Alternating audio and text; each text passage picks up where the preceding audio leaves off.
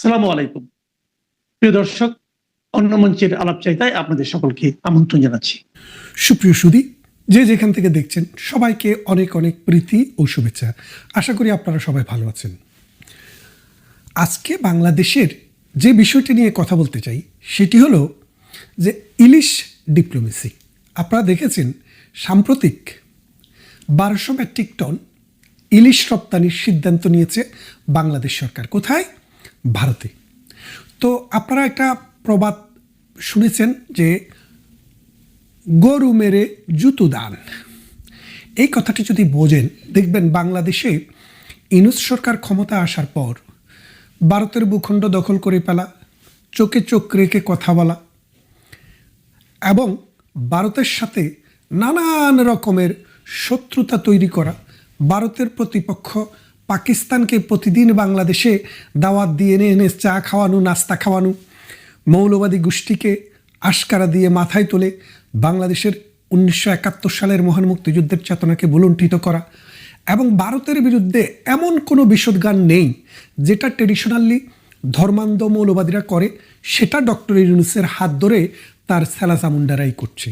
আর ইতিমধ্যে আবার ইলিশ ডিপ্লোমেসিরও চেষ্টা হচ্ছে। এর পিছনের কারণ আপনারা কি কেউ জানেন?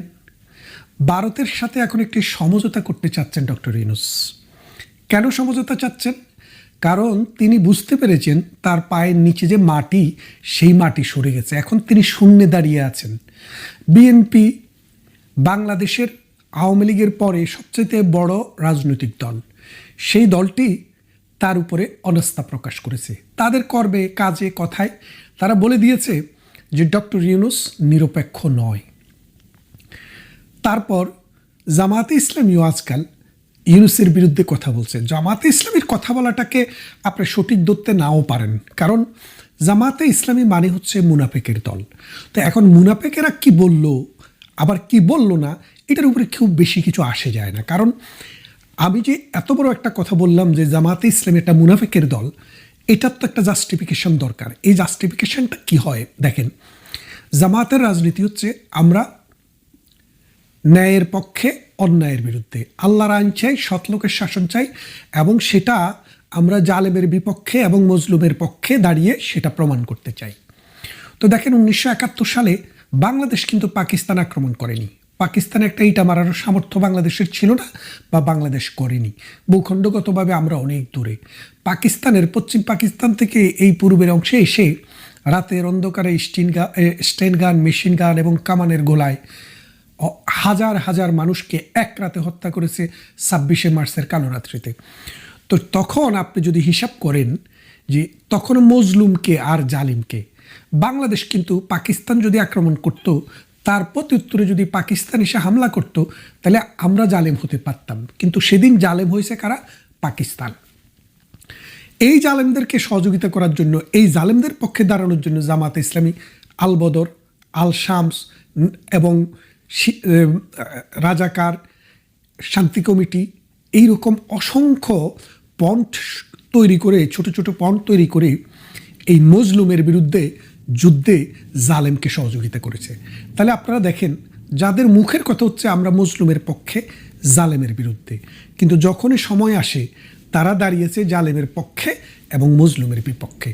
তাই আমি মনে করি যে তারা যাই বলে সেটা মিথ্যা বলে, প্রতিশ্রুতি দেয়, মানুষের কাছে ওয়াদা দেয়, সেটা ভঙ্গ করে। সুতরাং তারা হচ্ছে ইসলামের পরিভাষায় মুনাফেক। তাই তারা যে সরকারের বিরোধিতা করছে, এটাতে আমল দেওয়ার কোনো দরকার নেই। এটা ডক্টর ইউনূসের সাথে তাদের ভেতরে ভেতরে কোনো একটা আন্ডারস্ট্যান্ডিংও হতে পারে যে তুমি বলবা আছি, আমি বলবো নাই, পরবর্তীতে ভেতরে ভেতরে আমরা একটা কাজ করে নেব। তাই বলছি, তাই এই মুনাফেকরাও এই মুহূর্তে ডক্টর ইউনূসের বিরুদ্ধে দাঁড়িয়েছে। তাহলে এখন ডক্টর ইউনূসের পক্ষে আছেটা কে? এই এনসিপি, যাদের জনসমর্থন 2%-এরও নিচে। বিশ্ববিদ্যালয়ের নির্বাচনেও দেখা গেছে যে এটা ছাত্র আন্দোলন ছিল। তরুণদের মধ্যে যদি তাদের এত নিম্নমানের মানে গ্রহণযোগ্যতা হয়, তাহলে বাংলাদেশের সাধারণ মানুষ, খেটে খাওয়া মানুষ, কুলি, কামিন, দিনমজুর, ঠেলাগাড়ি, রিক্সা চালক, এই যে আমাদের নিম্ন আয়ের মানুষরা, ভাইরা আছেন, তাদের সমর্থন তারা কতটা পাবে? তাই বলছি ডক্টর ইউনূসের পায়ের নিচ থেকে মাটি সরে গেছে। অর্থনীতি ধসে পড়েছে, লক্ষ লক্ষ মানুষ বেকার হয়ে গেছে, আইন বলে কোনো কিছু নেই, মবের রাজত্ব যেটাকে বোঝায় সেই রাজত্বই কিন্তু ডক্টর ইউনূস টিকে আছে। তার যে মব সন্ত্রাসী, এই মব সন্ত্রাসী হাসনাত, সার্জিজ, এরা এখন আর ডাক দিলে মানুষ আসে না। কেন আসে না? পাটোয়ারিরা ডাক দিলে এখন আর মানুষ আসে না, কারণ মানুষ বুঝতে পেরেছে তারা নিজেদের স্বার্থ চরিতার্থ করার জন্য এক সেট রাজনীতিবিদকে বাদ দিয়ে নতুন আরেক সেট রাজনীতিবিদ তৈরি করার জন্য, যাদের মূল উদ্দেশ্য হচ্ছে চুরি, চামারি, বাটপারি, লুণ্ঠন, দর্শন এবং বাংলাদেশকে কুক্ষিগতকরণ।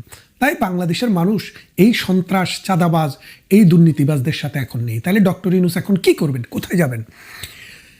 আমেরিকার ডোনাল্ড ট্রাম্প, যদিও ডিপ স্টেটের এজেন্ডা আছে, কিন্তু ডোনাল্ড ট্রাম্প এই ডক্টর ইউনূসের সাথে এইসব নিয়ে তেমন মাথা কামাচ্ছেন না, যার কারণে এখন ডক্টর ইউনূস আমেরিকা তো পাত্তা পাচ্ছেন না, ঘরের ভিতরেও তার কোনো নিশ্চয়তা, নিরাপত্তা নেই। তাহলে কী করবেন? যাবেন কোথায়? সেই জন্য তিনি এখন ভেবেছেন, বাসুরের নাম তো মুখে লওয়া যায় না, ভারতকে খুশি করতে হবে। ভারতের সাথে একটা নেগোসিয়েশন করে, ভারতের সাথে একটি আলাপ আলোচনা করে যদি ভারতকে বোঝানো যায়, তাহলে হয়তো তার একটা সেফ এক্সিট হবে।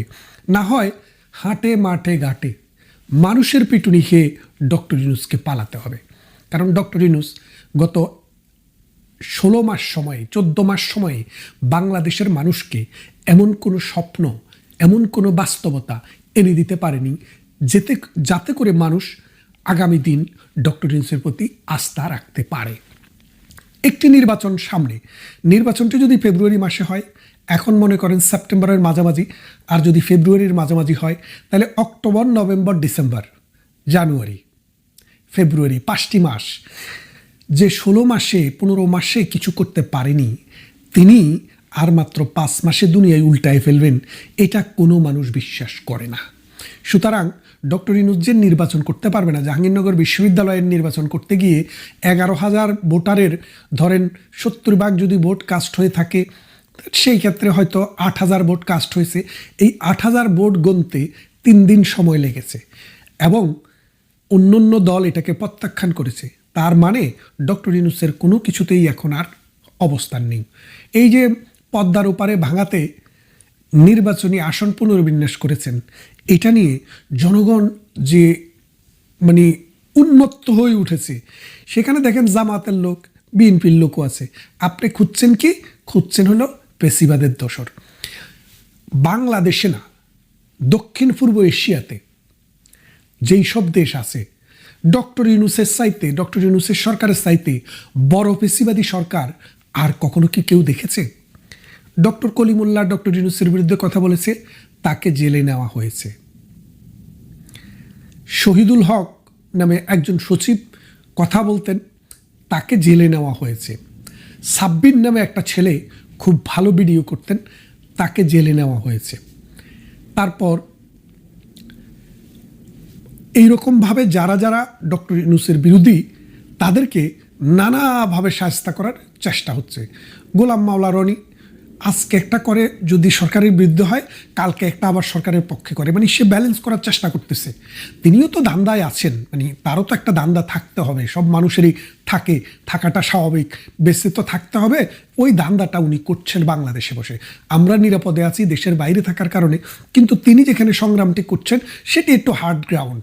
সুতরাং তিনি আজকে একটা বলেন, কালকে আরেকটা বলেন, মানে 180 ডিগ্রি ঘুরে যান। তো এইভাবে তিনি বেঁচে আছেন। মাসুদ কামালও কয়েকবার থ্রেটের মধ্যে পড়েছেন। বিএনপি নেতা, মুক্তিযোদ্ধা, আপনারা দেখেছেন তাকে, অ্যাডভোকেট ফজলুর রহমানকে কীভাবে হেনস্থা করা হয়েছে। সরকারের বাহিনী কি এই অ্যাডভোকেট ফজলুর রহমানকে যারা অপমান করেছে, নাজেহাল করেছে, তাদের বিরুদ্ধে কোনো ব্যবস্থা নিয়েছে? নেইনি। এটা কি পাবলিক নিউসেন্স হয় না? এটা কি প্রাইভেট নিউসেন্স হয় না? এটা কি একটা মানুষের উপরে আঘাত হয় না? অপমান করা হয় না? তার উপরে অ্যাসল্ট হয় না? এবং তাকে যেভাবে হুমকি দিয়েছে, তাদের কোনো বিচার হয়নি। তারপর 71 মঞ্চের পান্নাকে ধরে নিয়ে গেছে। 71 মঞ্চের লতিফ সিদ্দিকী, তাকে ধরে নিয়ে গেছে। মাঝে মাঝে কথা বলতেন আমার শিক্ষক শেখ কার্জন, ঢাকা বিশ্ববিদ্যালয়ের প্রফেসর, তাকেও জেলখানায় নিয়ে যাওয়া হয়েছে। তার মানে হচ্ছে কি, আপনি যদি পেশিবাদ দেখেন, শেখ হাসিনার 15 বছরকে আপনি ইউনূসের এই 15 মাসের সাথে তুলনা করেন, আপনি দেখবেন শেখ হাসিনার স্কোর আর ইউনূসের স্কোর অনেক ডিফারেন্স। অর্থাৎ শেখ হাসিনা পেশিবাদ কাকে বলে এটা ডক্টর ইউনূসের কাছ থেকে শিখতে হবে। এবং এই জন্য বলছি যে আপনি কথা বলতে পারবেন না, সবগুলা পত্রিকা মিডিয়া দখল করে নেওয়া হয়েছে, নিয়ে সরকারের কথার বাইরে সরকার